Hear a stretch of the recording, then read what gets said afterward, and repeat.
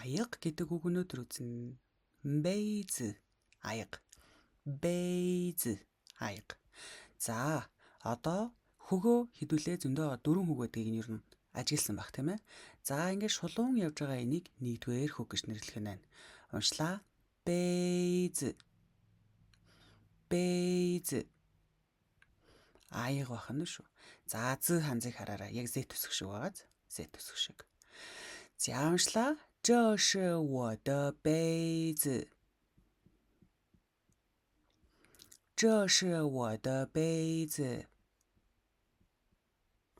这 in 是 bol 我的杯子 mini аяг in bol mini аяг уншлаа 这是我的杯子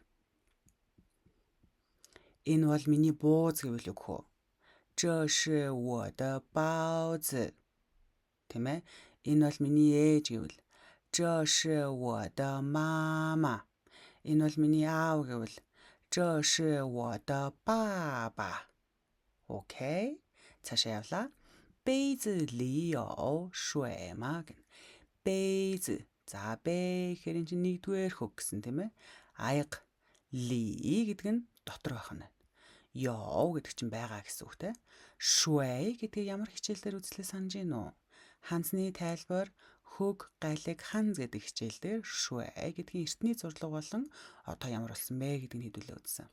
Тэгэхээр таньж байгаа бах ус гэдэг ханз байна. Асуулт өгүүлбэр нь өгөх нь аяга нь дотор байна уу? Ус.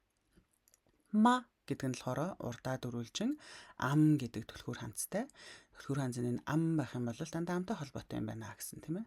Тэгээ хөгөхгүй зүгээр ма гэх юм бол өгүүлбэр хэллээ асууд хамгийн төгсгөлд нь ма залгалаад асуулт болчихно шүү дээ. За тэгэхээр өгөх нь аяган дотор ус байна уу гэн. Энэ ма байхгүй бол юу гэсэн өгүүлбэр ах нь аяган дотор байна ус. Ингээл болоо. Амархан байгаас дээ. За уншлаа. 杯子里有水吗？杯子里有水吗？ Онц. Дараагийн өгүүлбэр. Байна уу, байна. Ээж аяганд ч бас л ус байна гэнэ. За, байна уу, байна гэх юм бол ёо. Мама да бэйз. За, энэ дөв чинь ин гэдэг дөв тийм ээ. Тэгэхээр ээжийн аяган ли дотор е бас ёо байна швэ ус. Уншлаа.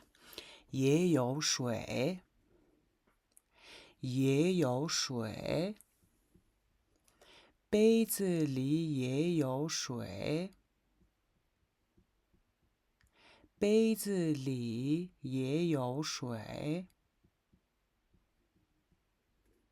妈妈的杯子里也有水。有。За дараагийнх. Ээжийн аяг хэдэн юань вэ? Буюу хэдэн төгрөг вэ? 这个杯子多少钱? За, ээжийн гэдэг нь орхио авчичтэй. За, яах вэ?